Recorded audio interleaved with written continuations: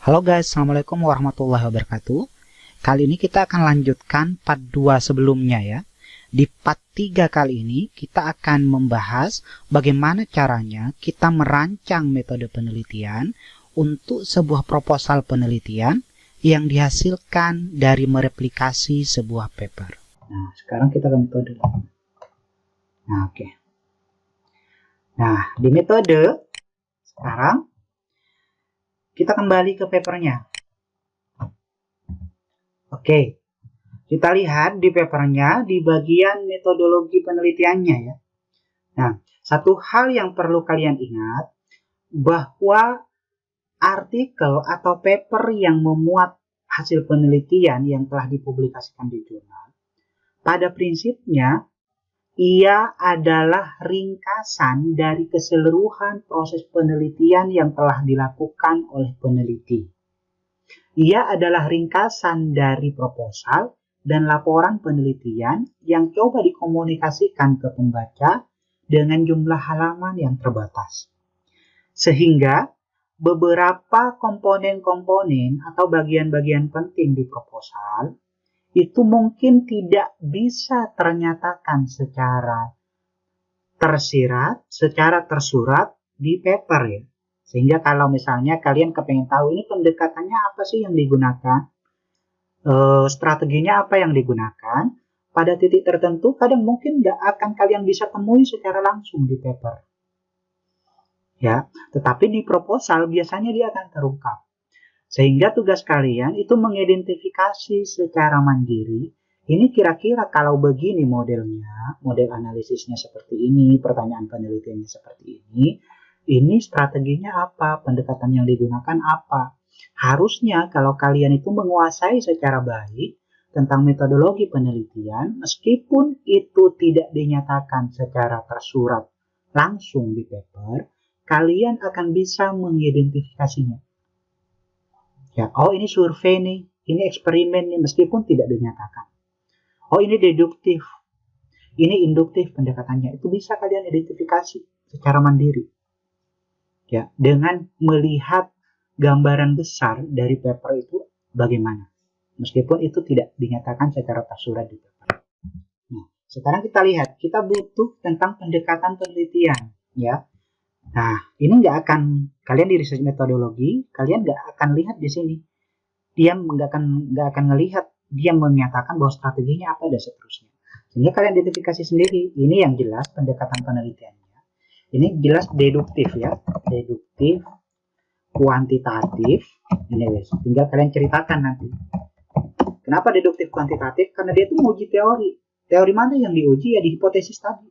Dia kan ada hipotesis. Hipotesis itu dugaan sementara sebelum itu dibuktikan. Ya, sebelum itu dibuktikan dia menguji hipotesis, karena itu dia deduktif, kuantitatif, menguji teori. Ya, deduktif, kuantitatif, dan ini strateginya ya, strateginya ini archival yang jelas ya, archival research. Ya, archival research karena data-datanya itu data sekunder. Ya, data-datanya data sekunder. Ini archival research, ya. Deduktif, kuantitatif, strateginya archival research ini, ya. Jadi ini kalian nanti bisa paparkan di sini bahwa penelitian ini menggunakan pendekatan deduktif atau menggunakan pendekatan kuantitatif, misalnya dengan strategi archival research, misalnya ya. Archival research adalah misalnya ya strategi penelitian yang titik dan seterusnya. Nah, oke, cukup sampai situ. Ya, ini nanti tinggal kalian paparkan. Nah, sekarang populasi dan sampelnya. Ya, kita lihat populasinya apa dia. Our sample include all non-financial firm listed on the Italian Stock Exchange in 2013 misalnya.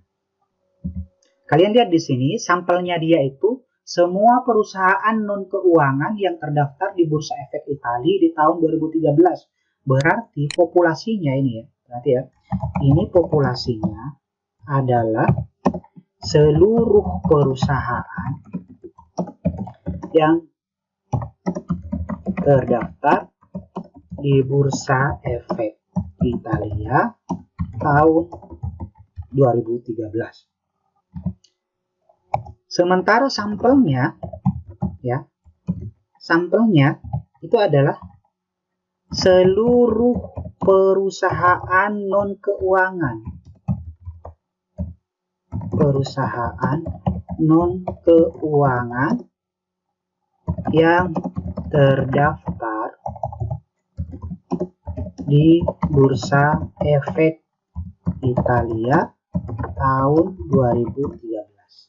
Perhatikan ya bahwa sini populasi itu seluruh unit yang ada di pasar itu, ya, di bursa itu, sementara sampelnya adalah sebagian dari unit itu yang kita bidik. Nah, dia sampelnya itu seluruh perusahaan non keuangan, sehingga perusahaan-perusahaan keuangan kayak bank, kayak asuransi, kayak dana pensiun, jika itu terdaftar di Bursa Efek, itu dikeluarkan dari sampelnya dia.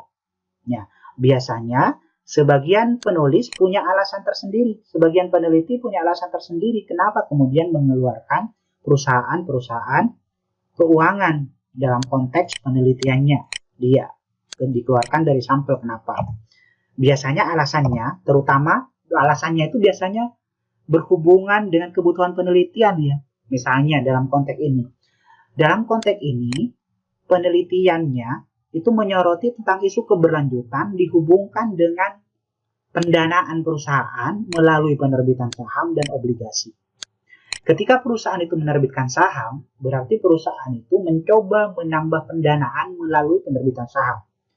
Ketika perusahaan itu menerbitkan obligasi, berarti perusahaan itu mencoba menggalang pendanaan, menambah pendanaan melalui penerbitan obligasi.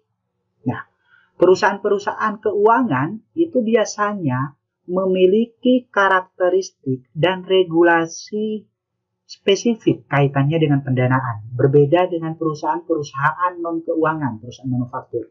Kalau perusahaan keuangan kayak bank, itu biasanya diatur secara spesifik oleh pemerintah,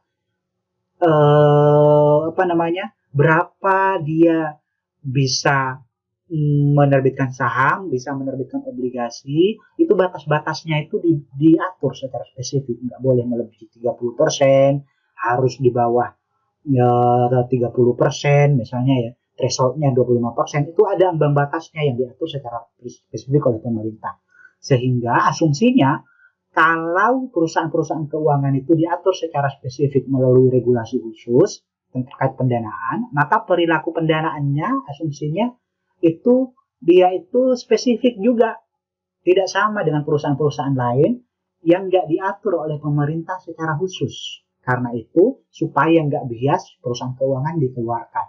Nah ini sampelnya, karena itulah kenapa kemudian sampelnya di sini adalah cuma perusahaan non keuangan ya yang terdaftar di tahun 2013. Nah di bagian ini itu kalian juga harus paparkan teknik samplingnya itu apa ya.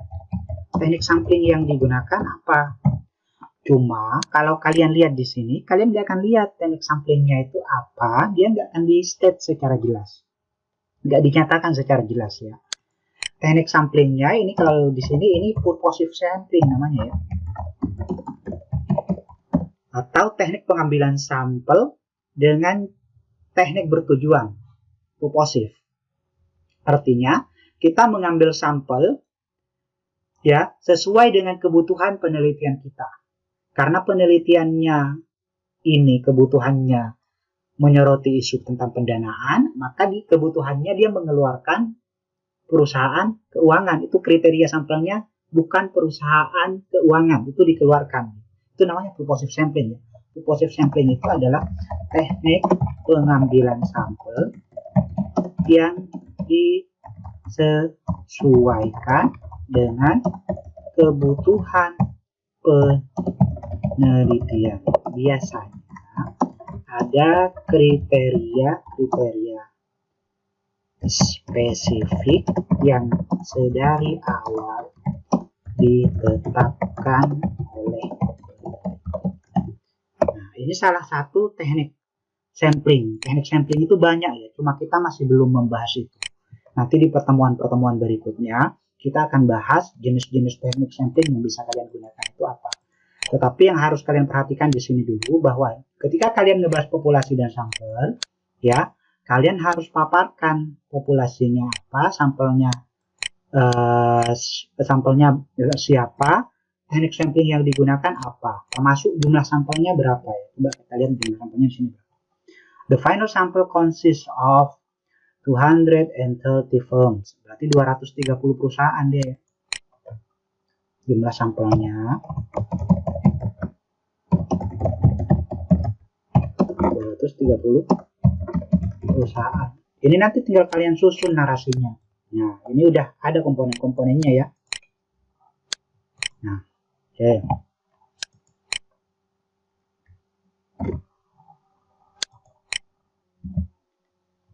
Nah, sekarang kita lihat instrumen pengumpulan datanya. Instrumen pengumpulan data itu maksudnya seperti yang sudah saya jelaskan di XMind, itu dengan cara apa kemudian data itu dikumpulkan. Kuesioner kah, wawancara kah, observasi kah, atau yang lainnya. Ya, kalau di dalam konteks ini, yang mana strateginya adalah archival research strategy, ya, ini biasanya karena datanya data sekunder, maka ini instrumen pengumpulan datanya itu dokumentasi. Dokumentasi itu artinya kalian merekam data dari sumber-sumber sekunder, ya, kalian dokumentasikan. Ya, data itu kemudian kalian nanti olah. Nah, kalau archival research itu ya dokumentasi dari sumber sekunder ya. Sumbernya kalian sebutkan apa? Sumbernya dari mana? Sumbernya itu dari mana ini misalnya ya? AIDA database. Ya ini ya, disebutkan di sini ya.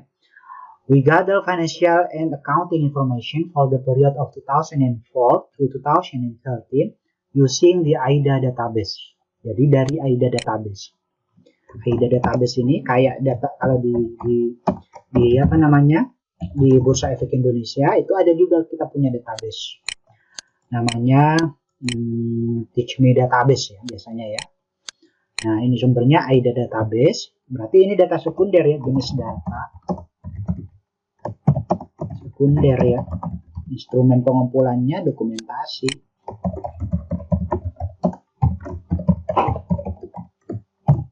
Ya, dokumentasi. Nah, ini nanti kemudian tinggal kalian ceritakan, kalian narasikan. Nah, biasanya karena biasanya orang itu sudah paham kalau penelitian dengan metode atau strategi archival research itu instrumen pengumpulan datanya pasti dokumentasi, sehingga biasanya teknik pengumpulan data ini itu jarang di state ya, jarang dinyatakan di paper atau bahkan di proposal. Sehingga bisa aja kemudian di sini diganti ya. Bukan instrumen pengumpulan data, tapi misalnya jenis dan sumber data. Ya, jenis datanya apa yang dikumpulin, ya, kemudian sumbernya dari mana. Ya, atau misalnya ini kita biarkan jadi instrumen pengumpulan data ya nggak apa-apa, tetapi di dalamnya memuat termasuk sumbernya dari mana, jenis datanya apa saja, misalnya ya. Itulah seperti yang saya sampaikan di XMind. Ketika saya kemudian memetakan metode, bahwa komponen-komponen atau subbagian-subbagian di metode penelitian itu umumnya bisa di-customize, bisa kalian rubah-rubah sesuai kebutuhan. Tetapi ini ada beberapa komponen penting yang sepatutnya muncul di metode penelitian. Misalnya pendekatan penelitian, instrumen pengumpulan data, dan seterusnya. Ya, tapi ini bisa di-customize bagiannya ya, tergantung kebutuhan. Kenapa? Karena tiap penelitian biasanya itu lebih spesifik ya, punya kekhasan masing-masing. Penelitian di finance dan penelitian di MSDM, penelitian di marketing, itu punya kekhasan masing-masing. Sehingga kadang komponen-komponen tertentu, sub-sub bagian tertentu di bidang tertentu itu tidak terlalu relevan ya di bidang-bidang lainnya. Sehingga di metode itu kadang yaitu di customize. Nah, oke, itu ya. Nah, oke. Kita kembali ke sini. Nah, ini ada yang kurang ya. Ini kita tambahi jadi 4 misalnya periode pengamatan. Periode pengamatannya kapan? Ya, sehingga dimensi waktunya kelihatan ya. Ini kita tambahi Nah,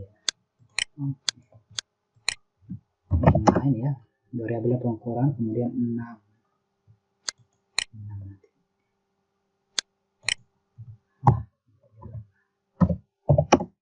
begini ya. Periode pengamatannya berapa lama dia? Ya, berapa periode pengamatannya? Dia dari 2004 sampai 2013 ya. 10 tahun lah. Yang lebih. Enggak ya. Bener ya.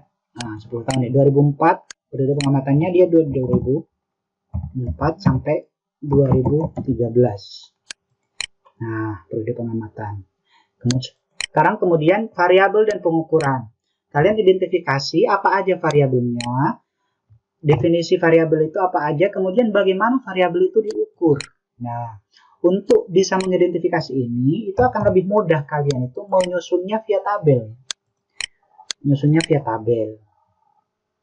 Ya, jadi misalnya begini. Variabelnya, ini ya, akan lebih mudah menyusunnya ini variabelnya. Ya, ini definisinya. Ini pengukurannya. Ya, termasuk kalau nanti kalian kuesioner ya, jadi variabel sama item-itemnya harus muncul di sini. Ditabelkan aja, akan lebih gampang. Ya, ditabelkan aja. Nah, ini variabel utamanya tadi kan ada 4 ya, kalau nggak keliru ya. Ada variabel dependennya, dependent, variabel independent,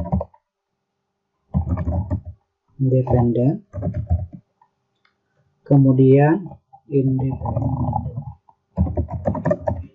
Ada variabel moderasinya. Ini kurang kayaknya. Ini ya, tambah 2. Ini barisnya.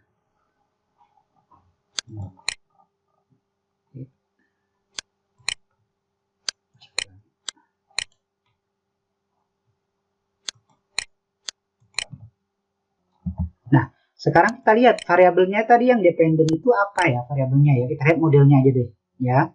Berarti kita lihat modelnya aja biar lebih gampang. Dependentnya itu adalah pengungkapan berkelanjutan. Ini ya.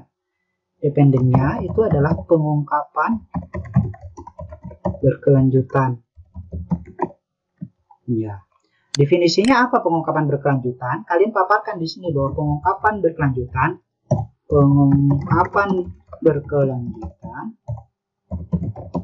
adalah, misalnya ya, kalian paparkan di sini. Ini definisi kalian sendiri ya. Kalian definisi kalian sendiri boleh mengacu ke definisi yang ada di paper atau di textbook, atau kalian definisikan secara mandiri sesuai kebutuhan penelitian. Boleh. Artinya ini untuk memberitahu ke pembaca bahwa definisi variabel yang dimaksud pengungkapan berkelanjutan itu apa. Ini didefinisikan, kemudian ukurnya bagaimana. Ya di sini ya. Ini nanti kita lihat ukurannya di papernya. Sekarang independennya apa aja misalnya. Independennya ada penerbitan saham. Pertama ya. Kemudian ada penerbitan obligasi. Nah,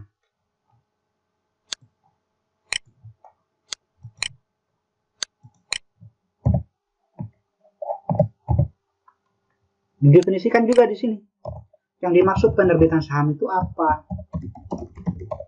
Yang dimaksud dengan penerbitan obligasi itu apa? Di sini, penerbitan obligasi. Kalian boleh ditaruh di baris yang lain ya. Ini barisnya saya jadikan 1 ya. Terserah ya. Ngukurnya bagaimana nanti ngukurnya. Moderasinya ada apa namanya? Pengaruh dan kendali keluarga.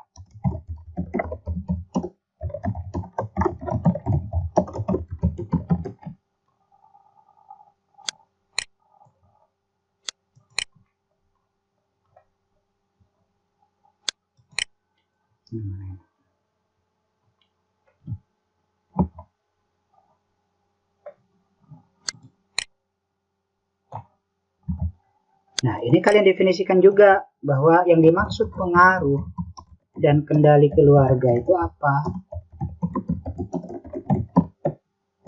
Ya, kalian definisikan. Nah, ini model utamanya ini kan ya. Tapi bisa aja ada variabel lain yang kemudian kalian masukkan, misalnya variabel kontrol ya. Kita lihat sebenarnya.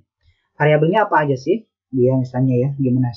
Nah, di sini dia menyebutkan sustainability disclosure atau pengungkapan berkelanjutan. Di sini dia biasanya menyebutkan gimana cara mengukurnya. To measure the level of sustainability disclosure. Nah, dia menjelaskan gimana cara mengukurnya. Ya, kalian bisa baca di sini. Nah, ini ada variabel kontrolnya ternyata. Variabel kontrol itu biasanya variabel yang dimasukkan oleh peneliti untuk mengkontrol hasil penelitian, mengkontrol model utama, tetapi biasanya variabel kontrol ini dia tidak ikut dimasukkan ke dalam narasi pembahasan, kayak di pertanyaan penelitian, kayak di rumusan hipotesis, bahasan di literatur. Variabel kontrol itu biasanya dikesampingkan karena dia itu fungsinya cuma untuk mengontrol. Tapi masuk ke dalam model meskipun nggak ikut dibahas ya, umumnya nggak ikut dibahas. Tetapi ada juga peneliti yang menyarankan kalau kita memasukkan variabel kontrol, misalnya kayak ini ya, size, profitability dan seterusnya, itu tetap harus dibahas biar pembaca itu mengerti konteks variabel kontrolnya itu hubungannya dengan variabel-variabel utama kayak gimana.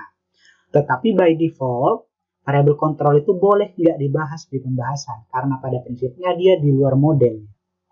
Jadi ini kan variabelnya sebenarnya banyak ya ini. Ini variabel kontrol semua nih, size, ROA, leverage dan seterusnya. Variabel utamanya itu paling cuma ini equity, ini penerbitan saham, ini penerbitan obligasi.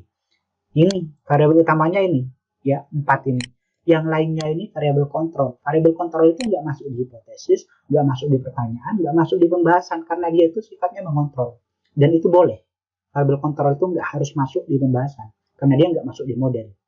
Karena itu dia nggak ada di model ini kan, meskipun sebenarnya ada di analisis diikutkan, tetapi dia nggak masuk ke model utama penelitian. Variabel kontrol ya.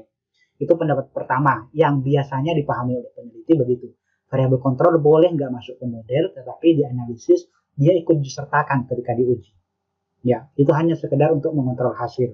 Tapi ada juga yang berpendapat bahwa variabel kontrol sebaiknya ikut dimasukkan ke dalam pembahasan, ke dalam model, sehingga konteks kenapa variabel kontrol itu kemudian dilibatkan itu jadi ketahuan oleh pembaca apa ceritanya di balik itu.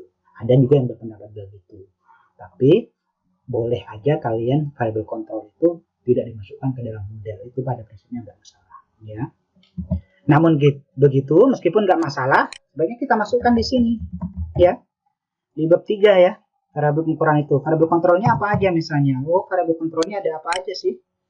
Ya ini tadi variabel kontrolnya ya, size, ROA, leverage ya, ini ya, size, ROA-nya, leverage, ini namanya variabel kontrol ya. Kemudian non ini apa ya? Nanti kita lihat ya, non itu apa ya? Non X B4 non ini.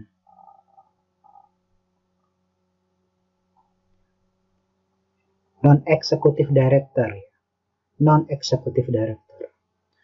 Oh, B4 itu non executive director. Ya, non executive director. Nah, ini ya. Kemudian ada lagi dia variabel kontrolnya. Stage all. Kalau stage all itu apa? Stage all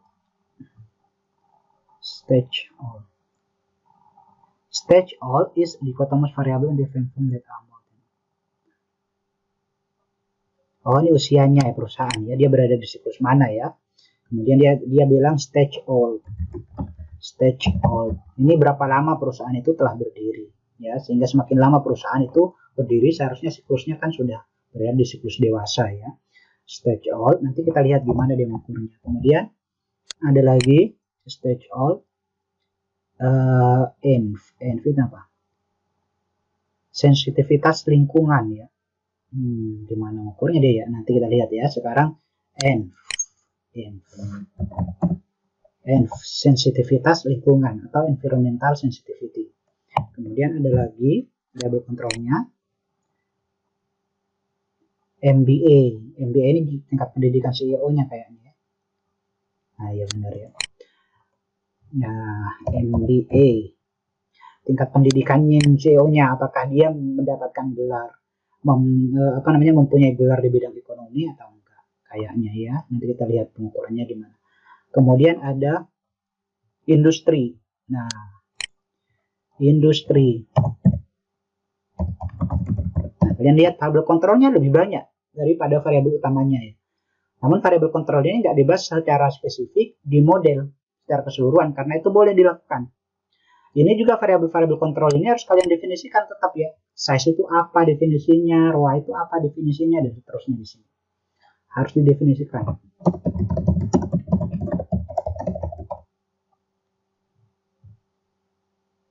Oke, kemudian kita bisa lihat di sini ya. Jadi misalnya kalau kalian pengen mengidentifikasi variabel dari sebuah penelitian, apa aja variabelnya, kalian bisa langsung lihat modelnya ya, atau persamaannya, karena di situ biasanya akan muncul variabelnya. Ini variabel ini namanya ya, leverage node eksekutif ini variabel. Kalau B3-nya ini namanya koefisien.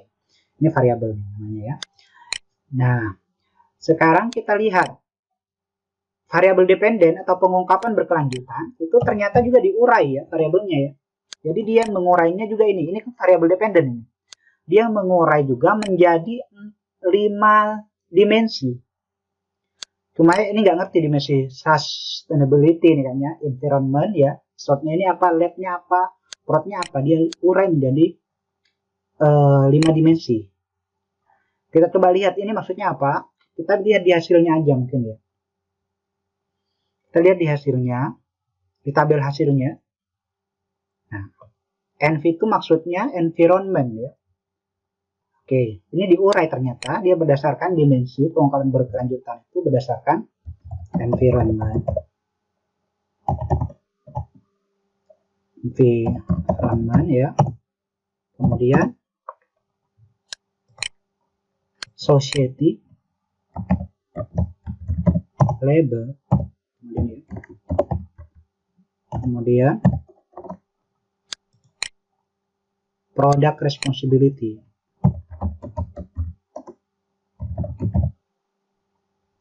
Oke, jadi pengungkapan berkelanjutan itu dia bagi dimensinya ternyata menjadi 4 ya. 4 bener nggak? Kalau di sini 4 ya. Di sana tadi 5 ya. Di modelnya ya. Nah, itu tadi sustainability, ada environment. Oh, ini sustainability ini. Tadi environment, ini society, labor, kemudian productivity. Product responsibility. Sustainability ini gabungan ya. Jadi dimensi gabungan. Jadi dia 5 ya. Jadi misalnya dia ada sustainability. Sustainability ini dia gabungan dari keempat-empatnya. Kemudian diurai menjadi spesifik dimensinya ya. Nah, sekarang kita lihat cara ngukurnya dia gimana sih? Cara ngukurnya kita perhatikan. Kalian bisa lihat, baca di sininya ya, sustainability disclosure itu diukur dengan cara apa? Ini ya. To measure the level of sustainability disclosure by the firm, we construct a disclosure index. Ya, jadi dia mengebuat indeks ya, jadi semacam indeks. Indeksnya itu, atau bisa jelas kita lihat, lebih jelas mungkin bisa kita lihat di hasilnya. Kayak gini. Biasanya dia di note, kalau paper-paper yang bagus itu, di note dia biasanya menjelaskan sustainability itu gimana ngukurnya. Nah ini ya, general disclosure score. Jadi ini skor kombinasi ya, dari keseluruhan ya. Ini ngukurnya sustainability. Sustainability ini ngukurnya. Ini skor keseluruhan. Kemudian environment ngukurnya skornya. Oh ini skornya ya. Jadi ini nanti ditelisik di laporan keuangannya ada dimensi-dimensi tertentu misalnya terkait dengan lingkungan, terkait dengan masyarakat, terkait dengan tenaga kerja, terkait dengan tanggung jawab produk yang itu harus dipenuhi. Misalnya ada 5 kriteria di lingkungan. Kriteria itu diungkapkan enggak di laporan keuangan. Kalau diungkapkan maka kemudian di kode 1. Jadi misalnya gini ya. Jadi nanti dia modelnya kayak gini. Misalnya ya, environment tadi ya. Environment itu kriterianya mungkin ada 5 kriteria. Ada 5 kriteria ya kan. Kemudian misalnya apa ini? Oh, udah di sana aja lah ini ya. Di atas saja. Misalnya environment itu ada 5 kriteria. Society misalnya ada, misalnya ya ini ada 5. Ini ada 3 kriteria. Ini kemudian ada 6 kriteria. Ini kemudian ada 7 kriteria. Kriterianya itu bisa dilihat di mana? Kalian lihat di sini, di mana dia mengacunya ke sustainability index-nya. Ya. Nah, ini. Ya. Sehingga kemudian misalnya sustainability atau environment, lingkungan itu punya 5 kriteria, dilihat di laporan keuangan, kriteria itu diungkapkan nggak? Kalau diungkapkan, nilai perusahaan itu 1. Kalau nggak diungkapkan, nilai perusahaan itu 0. Jadi gitu ya, ini ya. Each firm was assigned a disclosure index ranging from 0 to 1 in each year. Ya, ini ya. Nah, dia ada 86 item ya, 86 item untuk masing-masing 4 dimensi itu. Itemnya di mana? Dia ngelihatnya di sini. Cuma dia item-itemnya dia nggak diungkap secara spesifik ya. Kalian harus telusuri ke ininya, apa namanya, ke sumber aslinya yang dia rujuk. Nah, kayak ini misalnya ya. Kalian harus lihat di sini. GRI guideline. Jadi kalian harus lihat ke sini, 86 item itu akan dimuat di sini, tapi nggak di sini. Di paper ini dia mengacunya ke situ. Kalian harus refer mengacu ke ini. Ya, tetapi cara mengukurnya dia adalah, misalnya tadi ada 86 item semuanya ya. Dari 86 item itu dilihat di laporan keuangan mana aja yang diungkapkan di laporan keuangan, mana yang enggak. Kalau enggak di kode 0, kalau iya di kode 1. Nanti di jumlah. Kalau environment itu misalnya 5 kriterianya, kalau diungkapkan semua 5 kriteria itu ya berarti 5 ukurannya ya. Ukurnya begitu ya. Jadi berarti environment itu nilainya 5, society nilainya 3 kalau diungkap semua. Labor misalnya cuma diungkap 3, 3-nya nggak diungkap, maka perusahaan itu nilainya 3 dan seterusnya. Begitu ya. Sehingga nanti kalau perusahaan ini memiliki 230 perusahaan sebagai sampel, 230 perusahaan dan 10 tahun, maka untuk setiap tahun dia itu melihat 230 laporan keuangan perusahaan, kemudian dicari ininya kan, dia ngungkapin nggak 80 ini apa namanya dimensi-dimensi sustainability, environment, society dan lain-lain. Caranya ya. Jadi dari 86 itu nanti di jumlah skornya. Kalau dia tuh full ngungkapin semua kriteria, dia akan 86 nilainya perusahaan pertama. Perusahaan kedua gimana sampai 230 tadi. Dan itu 10 tahun ya. Nah, jadi kalian bisa membayangkan bagaimana cakupan sampel kalian nanti. Kalau di finance itu biasanya memang besar-besar cakupan datanya ya. Jangan cuma 1 tahun, 2 tahun, 3 tahun, 5 tahun. Jangan lah. Apalagi perusahaannya cuma 2, 5 dan seterusnya. Itu nggak worth it ya untuk kalian lakukan ya. Jadi kayak ini 230 perusahaan, dia 10 tahun. Nah, cuma ya kerjanya ya lumayan ya. Kalian harus meneliti itu kan setiap tahun ya. Untuk 230 perusahaan lagi setiap tahun ya. Jadi itu pengukurannya ya ini ya. Ini berdasarkan skor. Jadi dipaparkan di sini ngukurnya bagaimana nanti ya.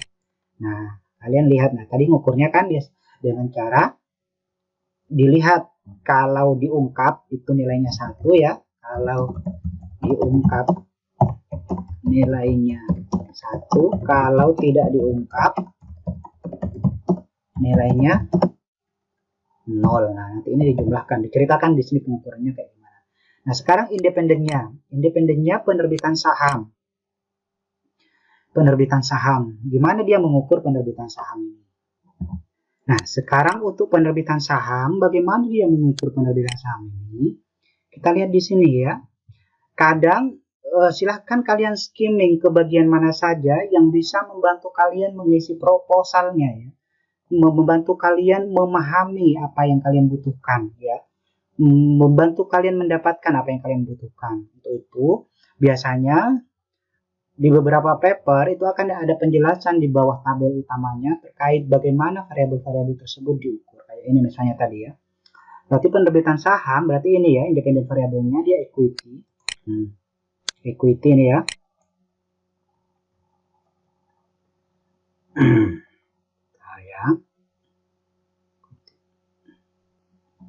Equity ini artinya saham. Kita lihat di bawahnya. Equity itu gimana dia ngukurnya misalnya.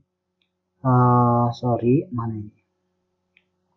Industri bond. Ini ya equity ya. Equity itu diukur dengan variabel dummy. Dummy variabel sama dengan 1 jika perusahaan itu menerbitkan saham di tahun T plus 1 dan 0 jika tidak. Ini ya. Berarti dia diukurnya dengan variabel kategorikal nih. Kategorikal untuk penerbitan sahamnya diukurnya yaitu menggunakan pengukuran 1 ya, jika pada T plus 1 menerbitkan saham. Ya. Sementara obligasi ngukurnya gimana? Coba kita lihat ya. Yang penerbitan obligasi dia ngukurnya gimana? Dan 0 jika tidak. Penerbitan obligasi dia ngukurnya kemungkinan sama aja ya ini ya. Dummy variable equal to 1 ya jika menerbitkan bond di tahun T plus 1. Ya. Berarti dia 1 jika pada tahun T plus 1 menerbitkan obligasi dan 0 jika tidak. Ini cara ngukurnya ya. Ini namanya variabel dummy. Variabel dummy itu variabel yang nilainya itu cuma ada 2, 0 atau 1. Itu namanya variabel dummy. Sering juga disebut dengan variabel kategorikal. 1 kalau misalnya menerbitkan saham, 0 kalau tidak. 1 kalau menerbitkan obligasi, 0 kalau tidak. Itu dummy namanya, variabel dummy. Jadi penerbitan saham ini diukurnya secara dummy atau secara kategorikal, di mana 1 jika perusahaan menerbitkan saham dan 0 jika tidak. Begitu juga dengan penerbitan obligasi. Dia mengukurnya begitu. Sehingga nanti setup datanya kalian akan lebih mudah. Nanti setup datanya dia akan seperti ini di Excel-nya. Kita lihat ya. Di Excel nanti dia setup datanya akan kurang lebih begini. Biar kalian dapat gambaran. Ya. Ini misalnya tahun. Ini nama perusahaan ya. Nama perusahaan. Perusahaan ini. Kemudian ini tahun ya. Ini aja yang tahun ya. Ini tahun, ini nama perusahaannya. Perusahaan, ini variabel ya. Ini perusahaan. Ini perusahaan di sini, ini variabel di sini. Nah. Jadi variabelnya itu apa tadi? Misalnya pengungkapan berkelanjutan. Pengungkapan berkelanjutan ya, sustainability, dimension, apa namanya? Environment, society tadi ya. Environment, society, kemudian labor, misalnya ya, produk tadi ya. Nah, ini untuk tahun kita kan mulainya dia 2013 sampai 2003 berapa tadi mulainya? 2004 sampai 2013 ya. Berarti ini kan tahunnya dia tentangnya 2004 sampai 2011. Sehingga nanti kalian akan memiliki ini ya. Ini misalnya tahun 2004. Nah, kalian punya list variabel di sini misalnya.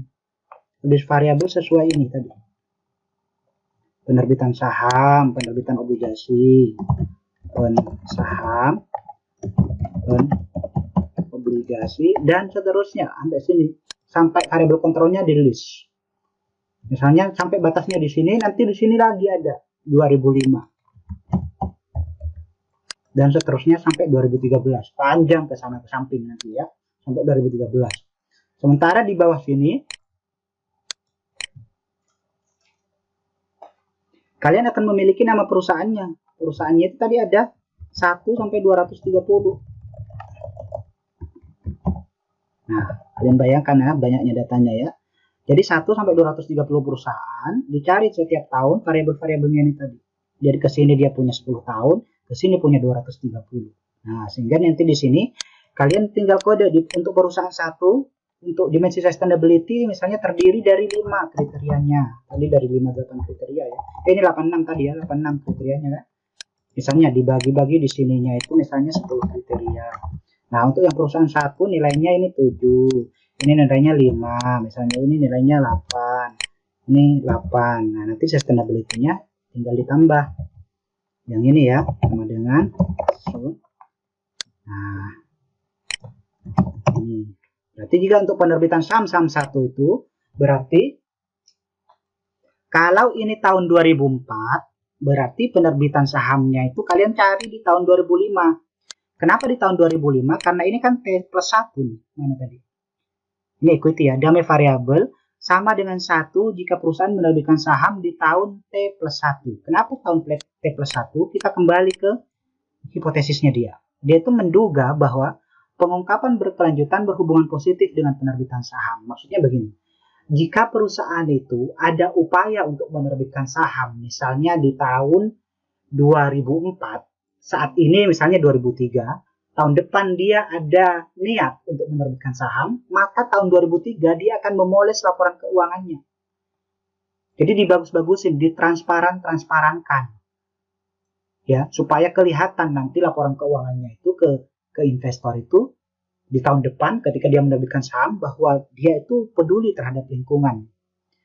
Nah, sehingga kemudian penerbitan sahamnya itu bukan di tahun itu. Kalau misalnya datanya tahun 2003, laporan keuangannya, jadi dia tuh dilihat tahun 2004, dia tuh mau menerbitkan saham apa enggak. Kalau 2004 dia menerbitkan saham, berarti dia di kode 1 nilainya. Kalau 2004-nya dia nggak menerbitkan saham, berarti dia di kode 0. Itu ya. Karena yang dilihat itu apakah kemudian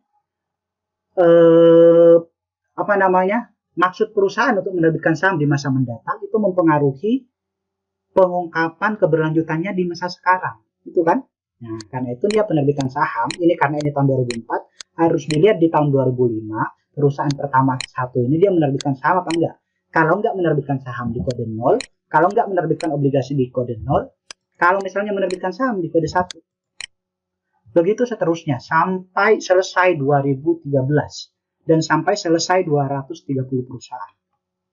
Ya, begitu ya caranya ya. Sehingga kalau untuk penerbitan saham ini, karena dia itu, ya, karena itu tadi dia ngukurnya adalah 1 jika pada T plus 1. Berarti kalau T-nya itu 2003, tahunnya 2003, berarti tahun 2004 yang dilihat apakah dia menerbitkan saham atau enggak. Itu ya, jadi ini. Jadi nanti kalau di finance biasanya proses yang paling lama itu di tabulasi data seperti ini ya. Ini lumayan butuh proses ya. Ya, karena biasanya rentang dimensi waktunya lumayan panjang kalau di finance. Ya, karena dia menggunakan data sekunder. Jangan kalian cuma 1-2 tahun, 5 tahun gitu ya, minimal 5 tahun ke atas lah minimal ya. Perusahaannya pun harus banyak. Nah, jadi nanti setup datanya seperti ini ya. Jadi kita punya di sini, di baris ini punya 230 perusahaan. Ke sini kita mungkin akan punya banyak. Ini kan ada variabel-variabel banyak, termasuk variabel kontrol ini sampai 2013. Kita kembali ke sini kemudian, ya, penerbitan saham, penerbitan obligasi mengukurnya begitu. Nah, sekarang pengaruh dan kendali keluarga, dia mengukurnya bagaimana? Nah, kita lihat. Nah, pengaruh dan kendali keluarga, ya, pengaruh dan kendali keluarga itu mengukurnya ini di sini. Loh Pak, di sini kok masuk ke independent variable ya? Nah, ini ya, dia mengukurnya ya, ini ya. Ya, family sama CEO ini. Jadi dia ada dua. Pengaruh dan kendali keluarga dia ukur menggunakan 2 indikator. Ya, family pertama ya, dia ukur menggunakan family, kemudian CEO. Nah, itu kok masuk variabel independen Pak? Ya, itu terkait di pengujian ya, karena nanti meskipun dia itu variabel moderasi, dia itu ketika diuji, ini nih dia variabel moderasi itu ini maksudnya. Dia ini variabel moderasi ini. Yang ini moderasi. Jadi moderasi itu nanti adalah kalau modelnya itu begini misalnya, nanti akan kita jelaskan secara lebih jauh di meeting-meeting setelahnya ya. Ini kita cuma untuk identifikasi ini aja. Jadi ini kan ini X1 penerbitan saham, dia itu berpengaruh terhadap pengungkapan berkelanjutan. Apakah pengaruh dan kendali keluarga itu memoderasi hubungan? Nah, caranya merunning nanti ya di regresi di alat statistiknya untuk mengetahui pengaruh moderasinya, itu kalian harus mengetahui dulu pengaruh dan kendali keluarga itu bagaimana, kemudian dikalikan. Itu namanya moderasi. Ini nih, nah ini. Family kali CEO kali equity. Family kali CEO kali equity. Ini namanya moderasi. Nah, sehingga untuk bisa menghasilkan angka ini, kalian harus ketahuan dulu nih family sama CEO-nya. Sehingga dia di treatment sama kayak independent variable sama persis. Kalau variabel moderasinya itu ya ini sebenarnya. Ya ini ya. Dua ini. Sehingga family-nya sekarang kita lihat. Family-nya diukurnya gimana? Family-nya itu ini ya. Q family diukurnya adalah family ownership measure ya. Kepemilikan keluarga diukur sebagai jumlah proporsi saham yang dimiliki oleh anggota keluarga. Ya. Oh, jadi misalnya, jadi dia proporsi sahamnya berapa persen? Family ini diukurnya. Jadi di family dia mengukurnya, ini yang pertama ya. Proporsi kepemilikan saham keluarga, proporsi kepemilikan saham oleh anggota keluarga. Jadi kalau misalnya perusahaan satu tadi, perusahaan ini, dia itu jumlah sahamnya itu 1 juta lembar. Di antara 1 juta lembar itu berapa lembar yang dimiliki keluarga? Kalau 100.000 berarti 100.000 per 1 juta. Ya, jumlahnya ya. Ini jumlah apa proporsinya ya? Di sini kita lihat. Jumlah ya. Jumlah berarti 100. Tapi proporsi, baiknya ini proporsinya ya. Yang dimiliki oleh keluarga. Jadi kalau misalnya di sini kita family, kita tambahkan nih. Nah, bisa aja kemudian dia 20% kepemilikannya ya, atau 10% misalnya perusahaan yang memiliki family-nya. Nah, sekarang CEO, gimana ngukurnya CEO tadi? CEO itu ngukurnya ya. Coba kita lihat ya. Ini CEO sekarang. Tadi kan ada dua variabelnya yang digunakan.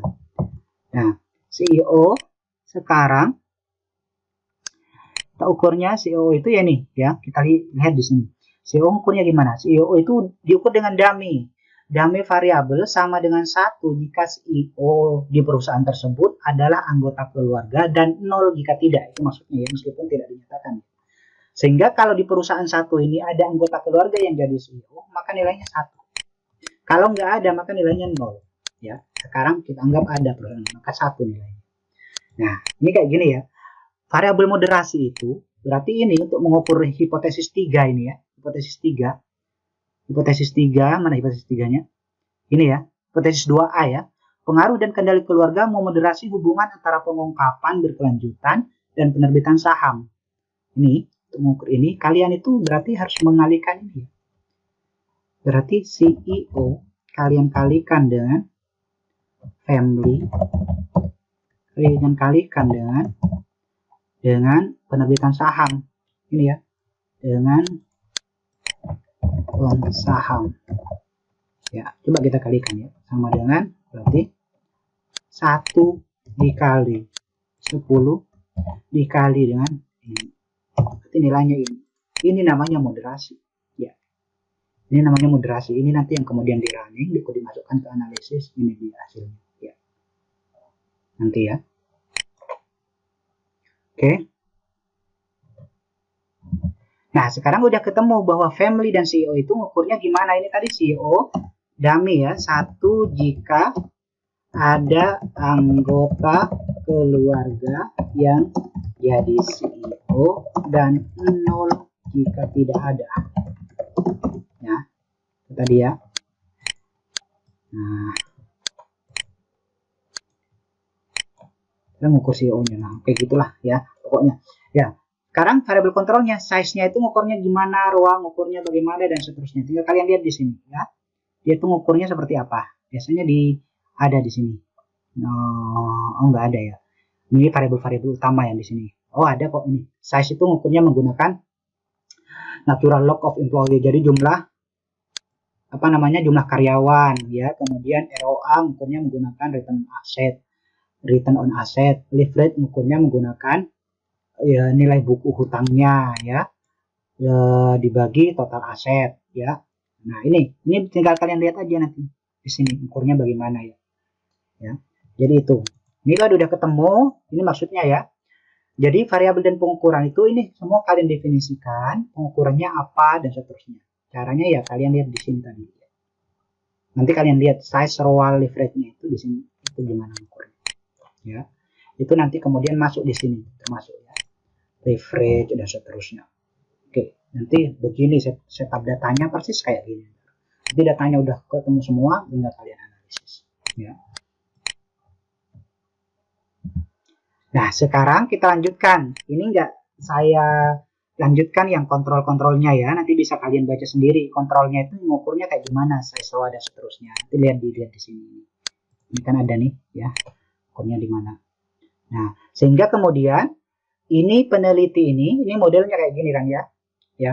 Dia itu merunning regresi itu enggak hanya sekali, guys. Jadi banyak ya.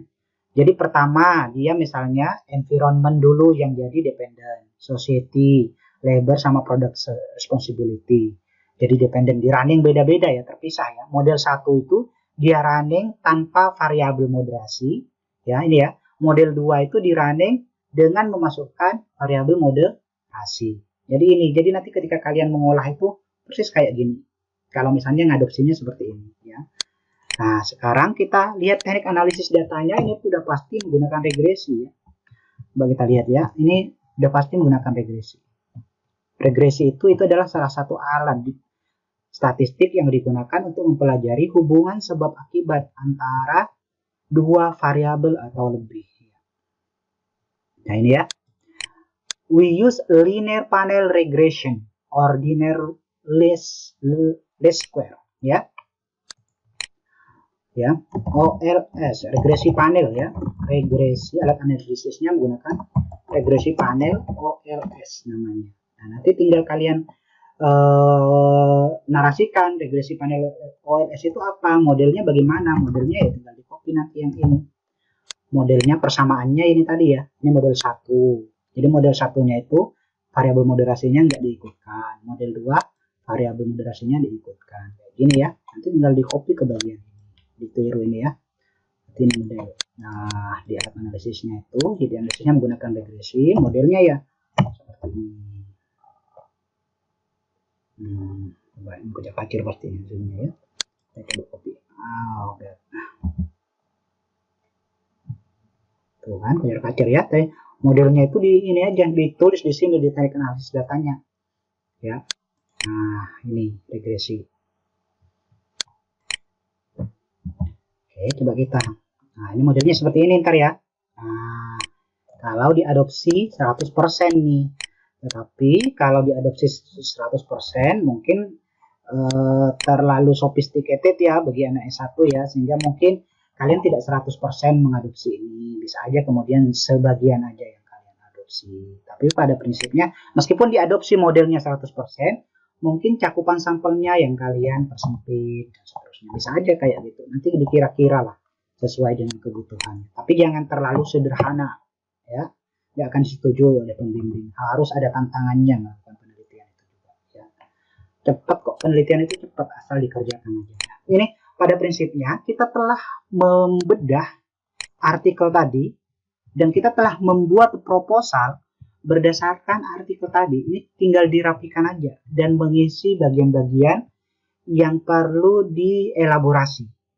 Tinggal merapikan, mengisi bagian-bagian yang perlu dielaborasi. Tetapi secara umum kerangkanya itu udah ketemu. Kayak gini. Tinggal diceritakan aja. Secara umum kerangkanya udah ketemu. Nanti tinggal diisi kemudian literatur reviewnya dan seterusnya. Sehingga ketika membuat proposal seperti yang saya sampaikan di awal-awal, kalian itu sebenarnya nggak harus mulai dari komponen latar belakang isinya ya. Kalian bisa random mulainya dari mana. Karena itu sama kayak sutradara yang pengen membuat film, scene-nya itu yang diambil itu nggak harus dari scene pertama dulu. Bisa dia tuh scene belakangan yang diambil duluan dan seterusnya. Tapi nanti ketika jadi satu film ya jadi satu kesatuan. Nah itu. Tetapi syarat untuk bisa seperti itu, kalian itu harus pintar, menguasai metodologi dengan baik, bacaannya banyak, itu akan mudah melakukan hal kayak gitu. Kalian isi sembarang di mana dulu dan seterusnya. Jadi kalau untuk kepentingan akademis, kalian baru belajar, kalian urut aja biar pola pikirnya juga urut. Ya. Tapi nggak dilarang seandainya kalian mengisinya di bagian-bagian mana. Karena itu ibarat kalian menyusun puzzle, ya, menyusun puzzle. Jadi bagian-bagian mana aja yang kalian taruh terlebih dahulu terserah, yang penting satu kesatuan nanti utuh ketika jadi ya bisa kebaca secara keseluruhan alurnya ke bagaimana. Nah itu ya. Nah ini saya rasa yang bisa saya sampaikan. Semoga ilustrasi atau tutorial yang saya buat ini bisa membantu kalian menyusun proposal skripsi kalian, ya, proposal tugas akhir kalian, sehingga kalian semakin mendapat gambaran yang komprehensif tentang bagaimana caranya menyusun proposal. Pesan saya di kajian literatur ini tadi, kalian buat outline seperti ini ya, itu akan lebih memudahkan kalian nanti untuk menarasikan. Oke, untuk sementara cukup sekian tutorial ini. Kalau ada hal-hal yang ingin kalian tanyakan, kalian bisa tanyakan di komentar di Google Classroom ya. Oke, saya akhiri. Sampai jumpa di lain waktu. Mungkin di lain waktu saya mungkin juga akan buat tutorial, tergantung kebutuhan materinya bagaimana ya. Oke, kita tutup. Assalamualaikum warahmatullahi wabarakatuh.